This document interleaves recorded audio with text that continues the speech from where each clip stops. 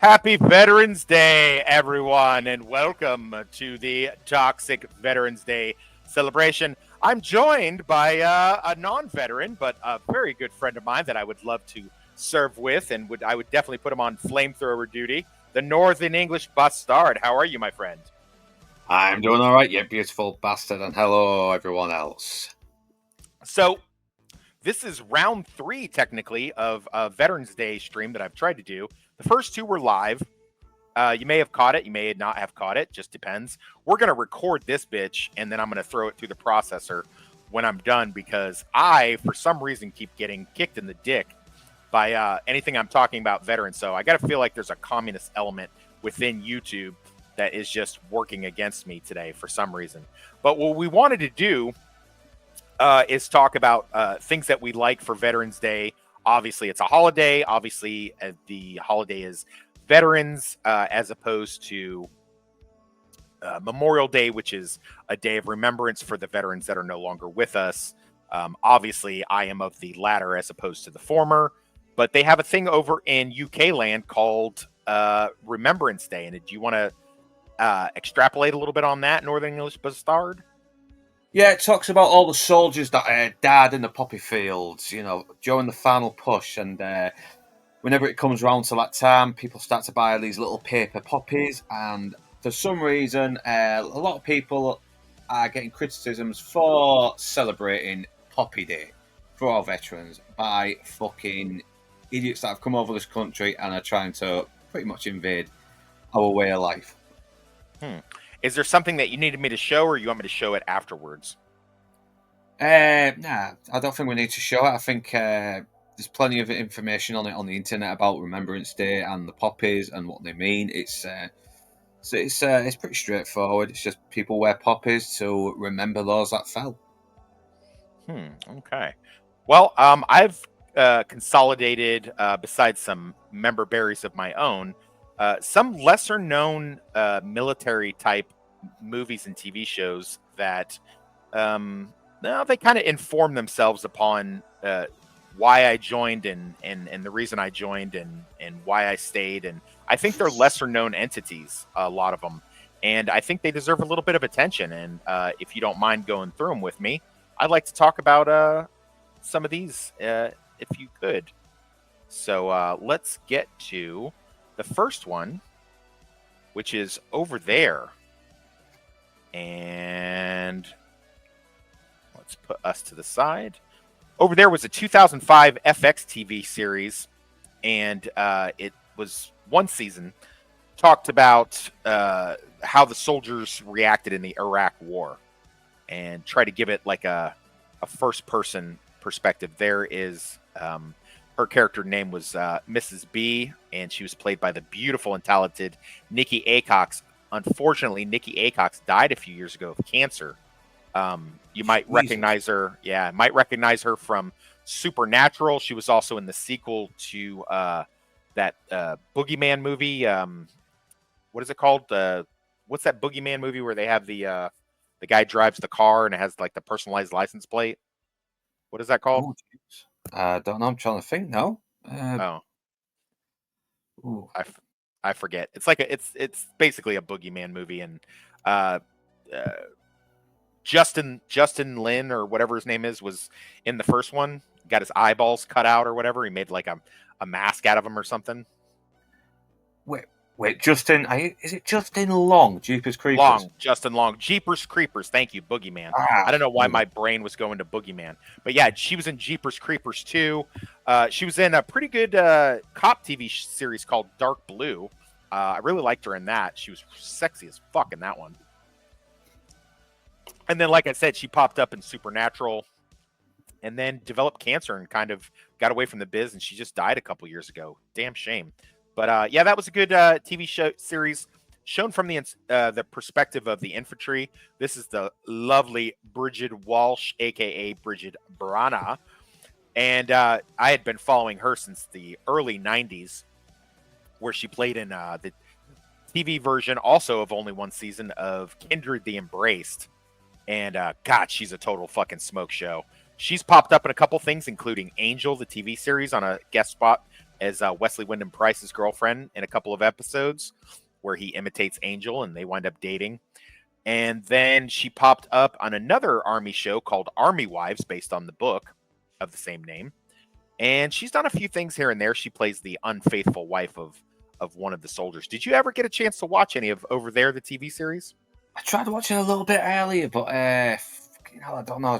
I think just got caught up with me at the moment. I managed to watch my the show we'll talk about later after you finish this one. But but I will try to check this one out because it does look very interesting, and I love checking out stuff that's kind of gone right under the radar. Yeah.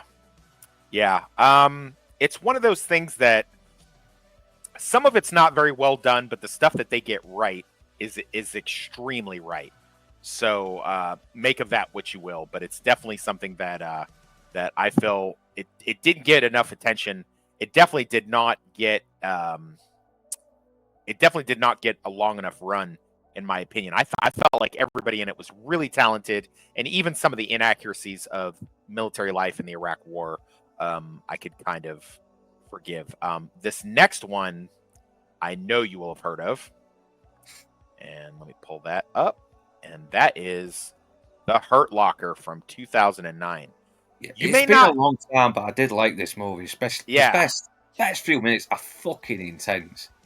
you may not know this, but amongst the military community, this movie's really despised. Like they hate this movie. They call it out for being so woefully inaccurate and this and that, and it's got problems. I think one of the biggest problems is that the movie utilized Catherine Bigelow got a hold of what's called Army combat uniforms, which is the ACUs that we wore after 2004. And this movie's supposed to be taking place 2001, 2002, 2003 maybe, and everybody's got the ACUs. Obviously, the military being happy with them getting the credit for a cool movie and getting the good press gave her the tools and the equipment. So she got that early, and that's really what a lot of service members. They also say stuff like there wouldn't be a 4-man security team in a Humvee with 50 caliber sniper rifles and things like that. But I remind people, I'm like, they didn't have those sniper rifles. They took them off of a DoD contractor mercenary team. So they weren't driving around with those. They just happen to know how to use them. And some people get cross-trained. Anthony Mackie's character, what people don't realize, it's an EOD team, but your EOD team does not consist of 3 EOD members or 4 EOD members. What it usually consists of is 1 EOD tech, 1 bomb disposal tech, and then 1 driver and 1 security guy. And then they might have another guy that works the robot or something like that. So a lot of the people that were fussing about this movie found it to be very inaccurate. I don't think it was, and I will challenge most people. I think it's one of Jeremy Renner's best roles. I think it's one of Anthony Mackie's best roles. I think Anthony Mackie knocks it out of the fucking park in that film. And I find it to be intense. Go ahead. It is. I mean, that part where he just finds a bomb and it turns out to be linked to like 7 bombs. You're like, Jesus fucking Christ! And he's taking off his bomb suit because it's too uncomfortable, and I kind of get it, even though it probably is. He is putting himself more at risk. Yeah, he's like, well, hell, if I'm gonna die, I'm gonna die comfortable. And I mean, you're gonna die anyway. At least have room to move so you can concentrate a bit more, and your vision isn't so narrowed down. Yeah, exactly.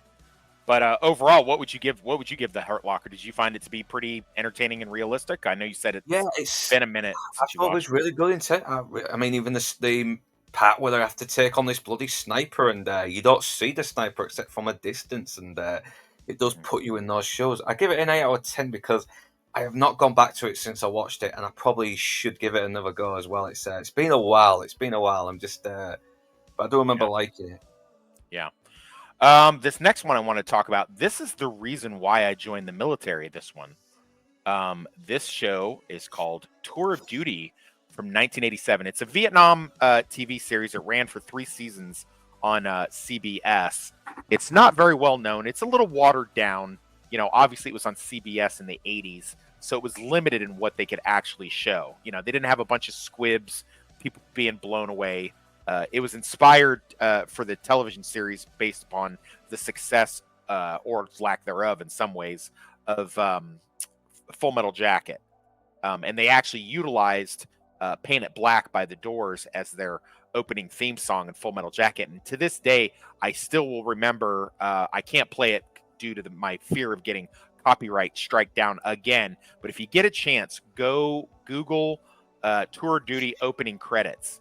And if it's got the match cut of Paint It Black with the song, which later they had to remove when it went to DVD because they lost the rights to the song. But the match cut to the song, there's a part with the sergeant, and right as they're about to drop into the LZ, he yells at everybody to lock and load. And right when they do that, they do the whole drum thing of do, and then they hit into Paint It Black. It's so good. It's when I watched it as a kid, I was 10 years old, and I was so convinced. I was like, man, I can't wait to go to Vietnam. In my head, I had to wait. My uncles had to tell me we weren't at war with. They're like, Wes, we're not at war with Vietnam anymore. I was like, oh, okay. I was like, we're not going to go back and fight them again. And they're like, no, it doesn't work like that. I was like, well, we fought the Germans in 2 world wars, and they were like, oh, well, hey, touche. But yeah, of course, we have not gone back to fight Vietnam. But we did in the 80s have quite a few movies and TV series. I assume you have not seen this. No, this is the first time I'm hearing this one. Yeah. Check it out, though. Vietnam does make for some pretty good movies. I don't think I've ever watched any Vietnam TV shows, though. I think you can find it streaming on YouTube, most of the episodes, for free on YouTube. So if you get a chance to find Tour of Duty, I definitely recommend to watch. The guy that plays their platoon sergeant, Zeke, he is basically what I aspired to be in the Army. He's the caring, father-like, having all the answers type guy. He's great in combat. Michael Madsen makes an appearance in the show as one of the snipers. That's a friend of Zeke's, and it's an excellent episode. And he actually, it's one of the first times they show real PTSD on the screen. And I think it's one of Michael Madsen's first roles. I think right before then, all he had was a small part in The Natural with Robert Redford in like 85 or 86. I don't remember when that came out, but yeah, it was early Michael Madsen film or appearance, and he's really good in it. When I rewatched it recently, I was super duper impressed. And then they have a great thing where it's one of the few military things, especially from the 80s, where the lieutenant and the sergeant become very good friends. So a lieutenant in a platoon is basically the platoon leader, and then the sergeant is the platoon sergeant. So you have like the mommy and the daddy, so to speak, and it just depends on what kind of leader you are that winds up being the thing. So yeah, great series. Definitely one of the reasons why I joined the Army, and to this day, I did a rewatch with some of my soldiers a couple years ago. When I was still in the Army, and I showed this show to them. They really, really enjoyed it. So if you get a chance, check out Tour of Duty. I think most of it is streaming on YouTube. You should be able to find it. And I think it's also on Tubi, I believe. So, Jesus Christ. Kevin Conroy was on it as well. I've just looked it up now. Kevin Conroy is the first season. He plays the captain. Yep, I forgot. Thank you for bringing that up. Yeah, Kevin Conroy, who plays Batman. I gotta watch this now, man. I gotta watch this. yeah, it's good, man. So Stop Loss in 2008. This is another one that doesn't get enough love and gets a lot of hate. It's basically considered to be an MTV film because it is an MTV film, but people look at it as like, oh, it's just a bunch of young, pretty, early aughts actors. And I mean, to a certain degree, it's true. They got Ryan Phillippe and Channing Tatum, of course, Joseph Gordon-Levitt. They've also got, I believe their battalion commander is played by Timothy Olyphant from Justified, and that's kind of interesting seeing him in that kind of role. I believe this came out right before Justified went to series, and I find this to be pretty interesting. So as I was explaining on my live stream that got shut down, for people who don't know what Stop Loss is, Stop Loss came about during the Iraq and Afghanistan war due to the fact that they ran out of people to fight. So what happens is you sign a contract, and when you sign that contract, what happens is like when I joined, I signed up for 4 years. Well, you have 4 years active duty. Then you have 4 years in active duty reserves, which means that in an emergency, if the president declares an emergency, then you stay in the army. You don't go anywhere. And that's the whole crux of this movie is Ryan Phillippe's character, and to a lesser degree Channing Tatum's, they're about to get out of the army, and the army just decides to say, no, you're staying. Ryan Phillippe's character fights it. Channing Tatum's character, he just decides, well, fuck it, and he re-ups. Which, by the way, is something that I did exactly to a T. I knew I was going to get stop lost in 2004, and so I just decided to re-enlist, because if you get stop lost, they just keep you at your regular pay and stuff like that. If you re-enlist, you get re-enlistment bonuses, duty station of choice, schools, things like that. So it's kind of a double-edged sword, but and I like there's a scene where Ryan Phillippe gets, while he's on the run trying to get his situation fixed, and he gets accosted by 3 dudes.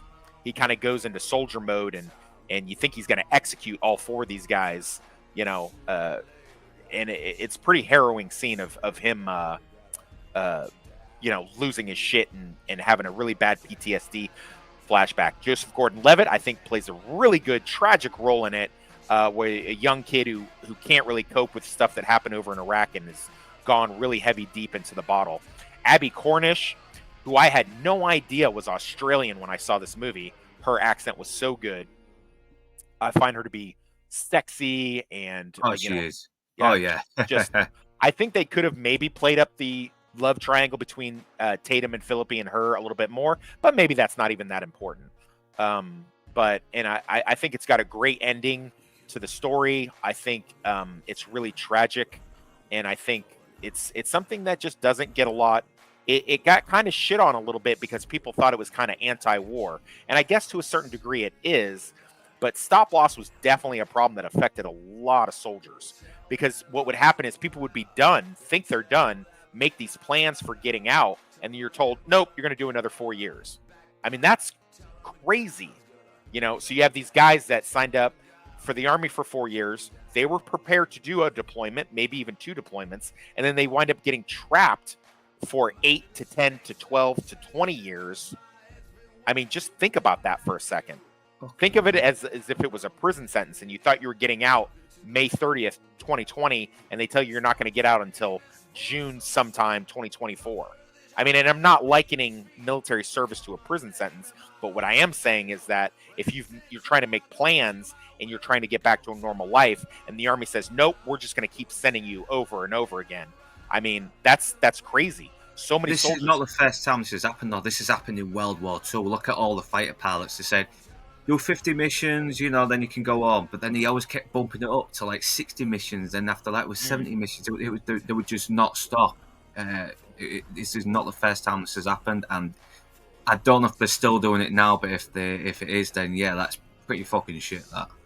Yeah, it was lightly referred to as a backdoor draft. So, and that's pretty much what it was, man. I can't call it anything different than that. So, but yeah, so there is that, and please check out Stop Loss if you get a second, and then I'll go to my last one, which is it is an absolute fucking classic, and I know you've always been a bit funny about talking about this film, and it's very understandable because it is brutal. Yeah, for some reason I don't have. I must have missed a slide for American Sniper. Doesn't matter. Yeah, so American Sniper. Yeah, let me share the screen anyway for Internet Movie Database. Give me a minute, and I'll get it up here. And yeah, talk about it now.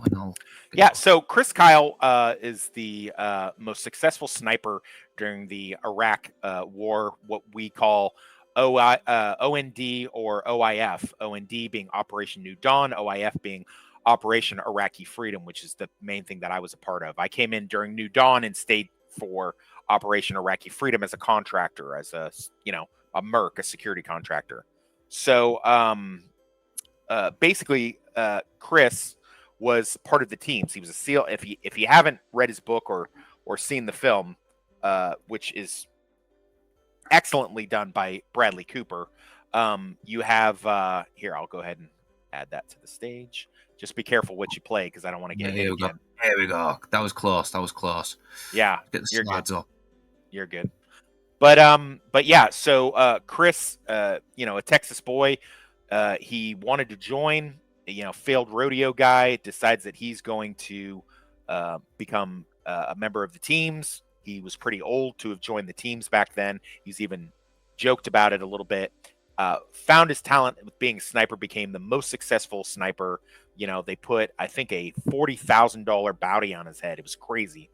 And as someone who lived with a bounty on his head, because all after 2011, all military contractors over in Iraq had a substantial bounty put on their head to try to dissuade us from coming back and doing work like that. I can totally understand that. In 2010, I believe it was, in Baghdad, I met Chris, although I didn't know who he was at the time.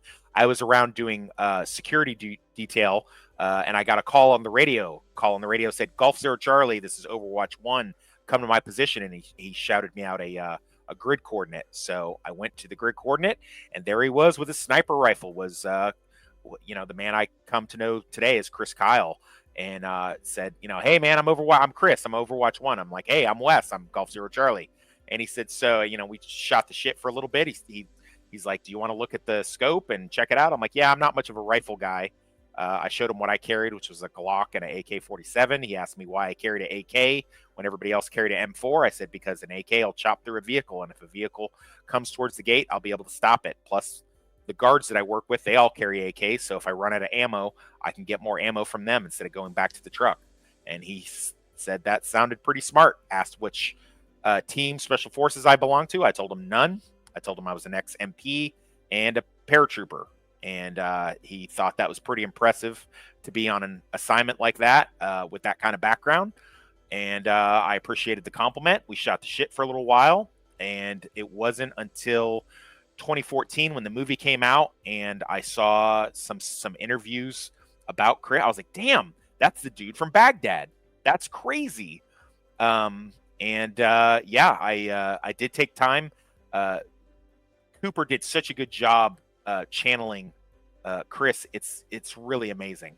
And you know, I wish, you know, I mean, obviously that wasn't practical. I wish I would have gotten a picture with him or something like that. But the whole hoodie and ball cap and sunglasses, I mean, man, he just really channels Chris Kyle. And I'll tell you, I've seen this movie one time and one time only, and I don't think I could ever rewatch it again. I've seen clips on TikTok and YouTube, but I don't think I could ever sit through this film again because it just crushes me. Because this guy was a warrior, you know, and I will not listen to any of the BS about him. You know, he didn't really do this, or he was just a murderer, or he was this or that. I won't even listen to it. I won't even allow it to be stated in my presence because I know it's bullshit. You know, I know there's a thing where people want to, like, you know, reinvent history and talk about, but this guy saved lives, and he was very humble. The scene where he meets the guy at the car shop when he's getting his car worked on, and the guy lost his leg, but he was one of the Marines that Chris had saved.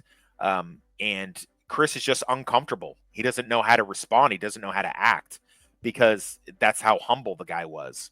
You know, I just thought it was had like no his ego. PTSD. I just thought it was like his PTSD acting up as well because it was bringing some stuff back. But Yeah.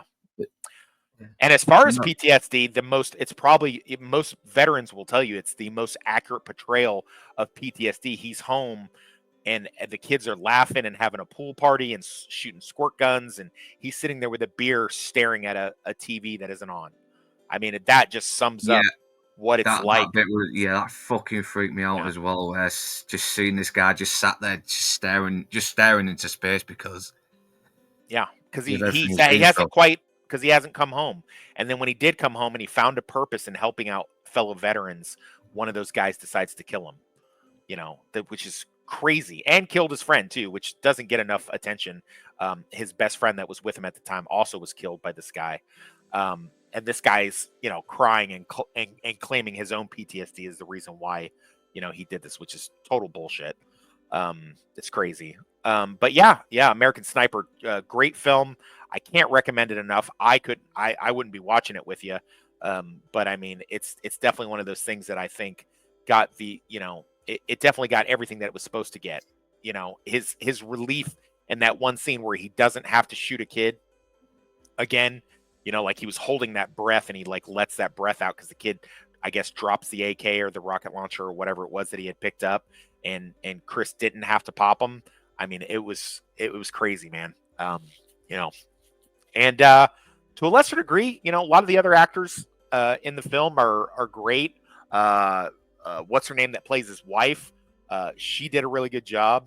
Yeah, Sienna Miller. Yeah, she is. Sienna Miller, yeah. She did a really good job. Yeah, I know there's the whole thing with the fake baby and it looks dumb or whatever, but you know, whatever, dude. You know, the guy from Yellowstone that plays one of his fellow snipers that's in it, he's really good in it. You know, it's just a really well done, well made movie. It's one of the few that really captures, you know, like what was going on there at the time and you know the cost of those things. So, but yeah, that's what I got. Those are some that I don't think quite get enough attention or I feel represent at least my portion of the war and what my experiences was. Is that what's her name from So look, Clueless?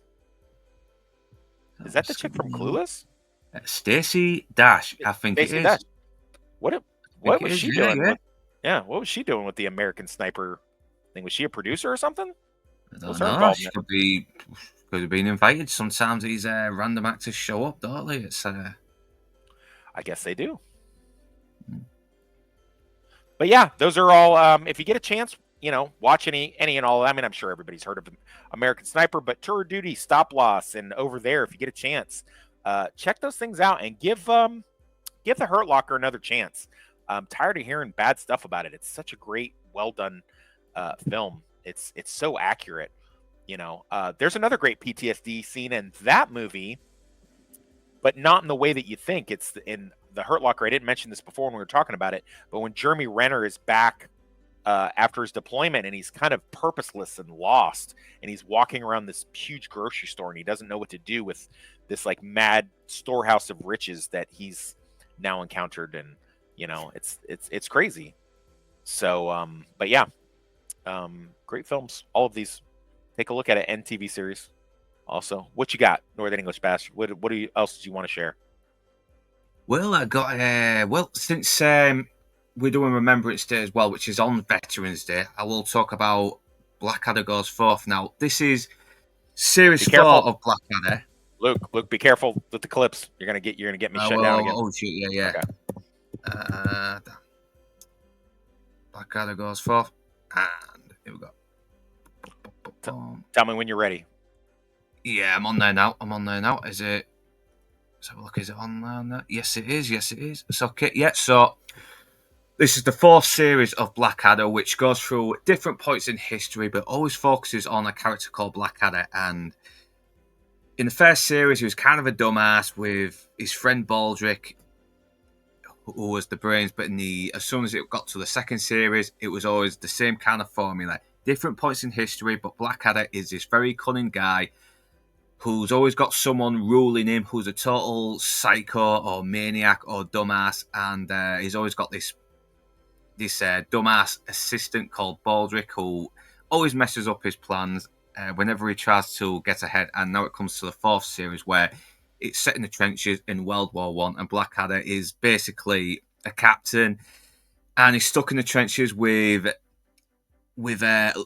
Honourable George, played by Hugh Laurie, and Tony Robson, who are both dumbasses. Tony Robson's like just the low-down working class soldier, and he's got real bad nits, and he's kind of always making these fucking gourmet food out of fucking shit and mud because there's no other food left to eat. And Hugh Laurie's character is basically very idealistic. He believes that he's going to die honourably in war, unaware of just how much of a patsy he is put into the meat grinder like everyone else. And once again, Blackadder's just trying to get the fuck out of this war because he knows it's insane. He knows it's pointless. It's all just another fucking ploy for power-hungry people to gain more power. But he's stuck there because this is back in the days where if you got enlisted, you had to do it. And he tries everything. He tries to do an art class. He tries to do a drag show. He tries to join the pilots. but it always goes wrong, and then it leads up to the final episode, which is goodbye, and it leads to a very, very provocative ending where there's no plan's going to get them out of this. Their fate is to die on that field, and it's really heartbreaking, despite the fact that this is such a fucking downright hilarious sitcom, and there's not much else I can say about it, but it's very funny. The humor is very offbeat, but it never ruins the poignancy of what these guys are going through. Yeah, it's surprisingly accurate. I mean, historians always say this actually gets right about life in the trenches during World War One. It's astounding as well. I've honestly never heard of this, of what you're talking about. I don't know much about World War One. My expertise with it is, I mean, I think 1917. I've watched the parts of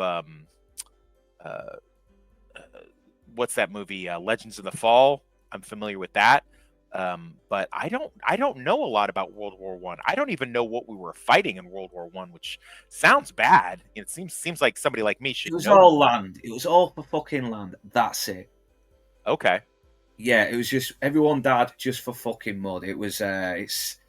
I mean, there's other good ones as well. Like there's Joy Air Null, which was about the truce that the English and the French and the Germans had during Christmas. You know, they just sort of like put the guns down and decided not to fight and just kind of be friendly for a while. That's until the generals started fucking getting involved because they couldn't have their men fucking wisening up, and you know, it was a pointless fucking war where people were just where people lost their lives for no fucking reason, just for fucking generals who had no better to do. Yeah, I mean, but it's very funny. This series, there's a real good scene where Baldrick says, "You know how there wasn't a war, right? But now that there is a war, well, how did we come to one state of affairs to the other?" And Blackadder's just like, "Did you mean how did the war start in the first place?" It's just great fucking lines like that. It's brilliant, and Baldrick has probably some of the best lines. There's a part where he's like carving his name into a bullet, and he's like, "Why are you doing that?" Well, and he's like, "Well, you know what they say, there's always a bullet with your name on. Well, I thought if I owned the bullet with my name on, I wouldn't get shot." I like that. Yeah. I like that. Yeah, and it gets a lot right. I mean, every time Baldrick is saying, "I've brought you a nice little pie," and he's like, "Please don't tell me it tastes like mud," because the last one tasted like mud. It's like, it was mud.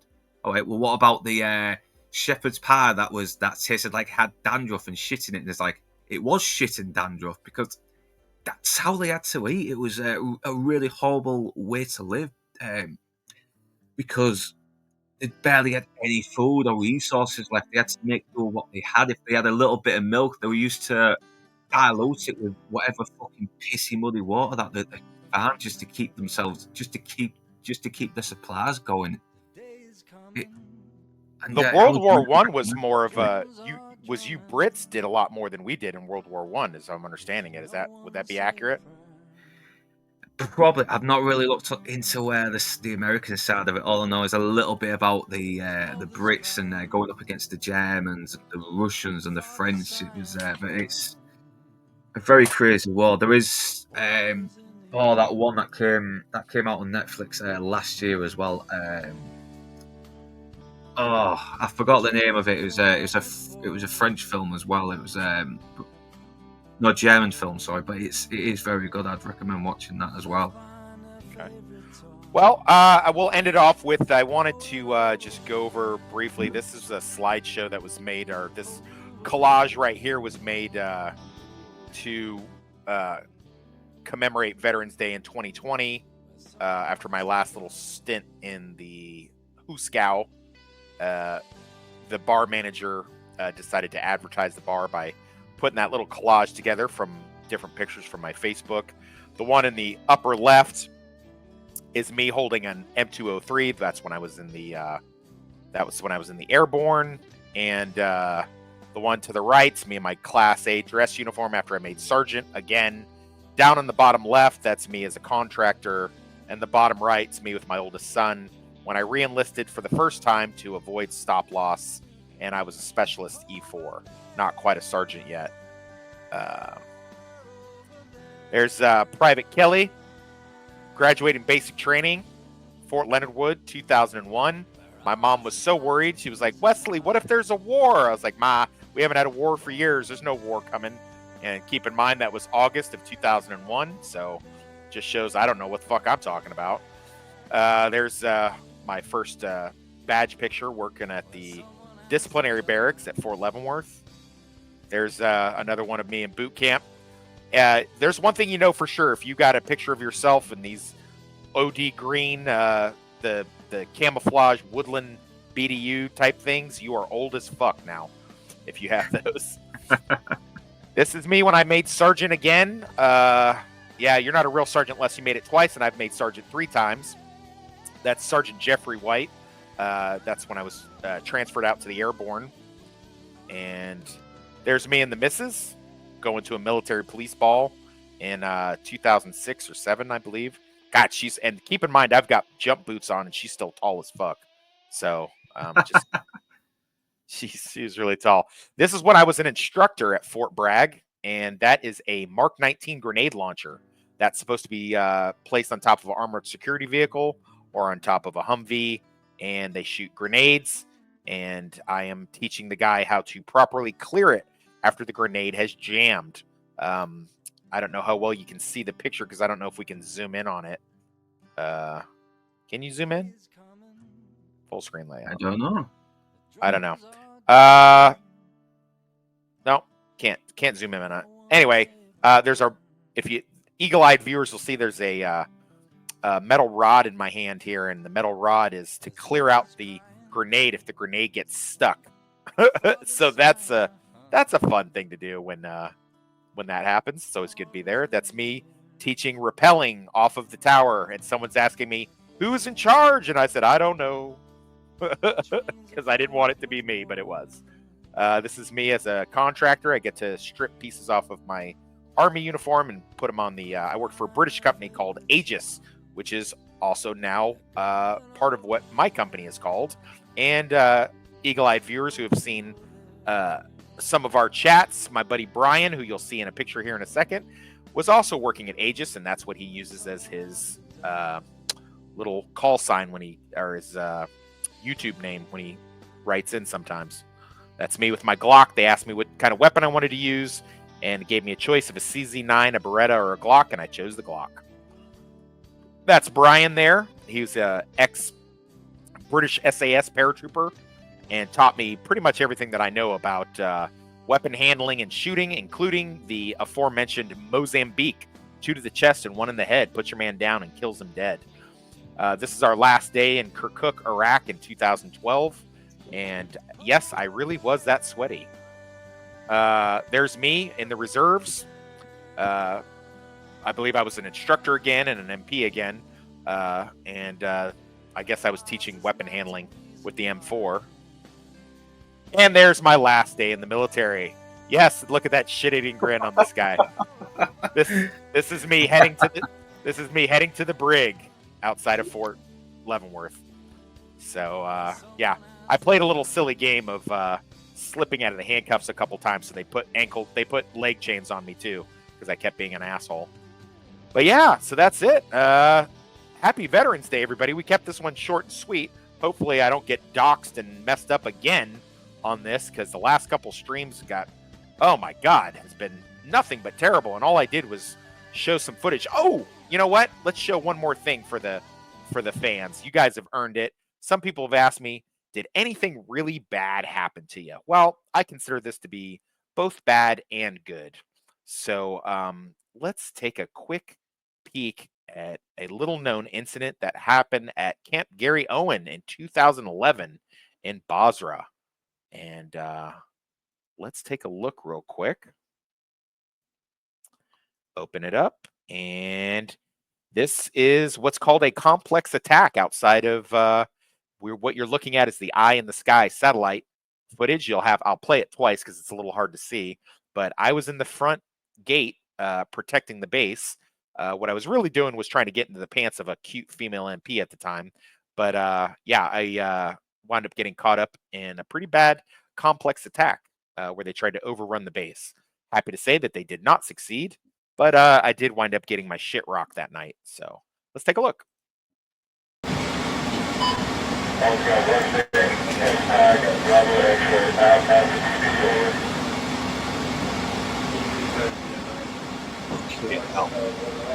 Boom!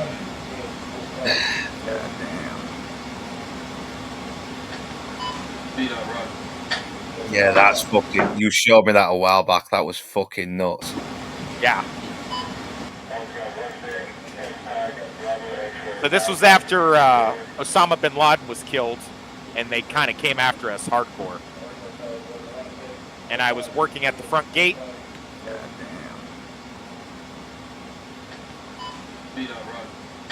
I was pretty lucky with that because the female MP who I'd been trying to get into her pants, she wound up part of the T-wall that got hit with the indirect fire broke off and cracked her right across her helmet. Busted the helmet in, and some pieces of the helmet went into her face, so she got a ticket home after that. I was out there with no kit on, nothing. I just had walked out there with my pistol, intending to kind of try to chat her into maybe going and hitting up the back of a Humvee or something and let me get inside those britches. And that's when we got attacked. And yeah, after they hit us with the indirect fire, they blew up a car right outside the base to try to rattle us. And then they had a couple of vehicles rush the gate, and we were able to repel them.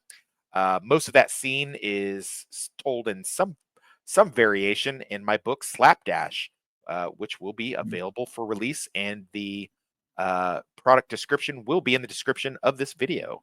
So if you have a chance and you want to hear more about the war and how things were for Lord Toxic or my nom de guerre, Jimmy McCulley, you can read about it in Slapdash because there's multiple flashback scenes that take place over in Iraq, and I believe it's pretty accurate.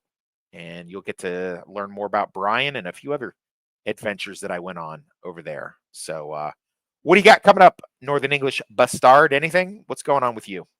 Well, at the moment, apart from the Nielsen ratings tomorrow, and I'll be doing Penguin on Thursday, which you'll still be doing, won't you?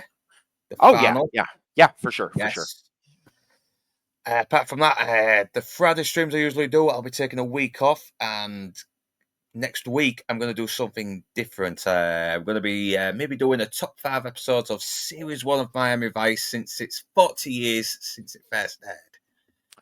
For the uninitiated, Brits for some reason refer to seasons of shows as series. I'm not sure why they do that. I think this is more of a season though, because it did go on for like 22 episodes. So yeah, series are kind of smaller. It's kind of weird. Some are different. Some are We refer to it as season 1. Season 1 then, because it is more of a season. But yeah, that's both of those things sound pretty cool to me. What's the significance of taking the week off? Just to get the Miami Vice thing going on, or you got other stuff happening? Yeah, I want to try and see if I can get some more Christmas videos done before December if I can, and I think it gives me a nice little break as well from getting slides and getting whatever done from the streams.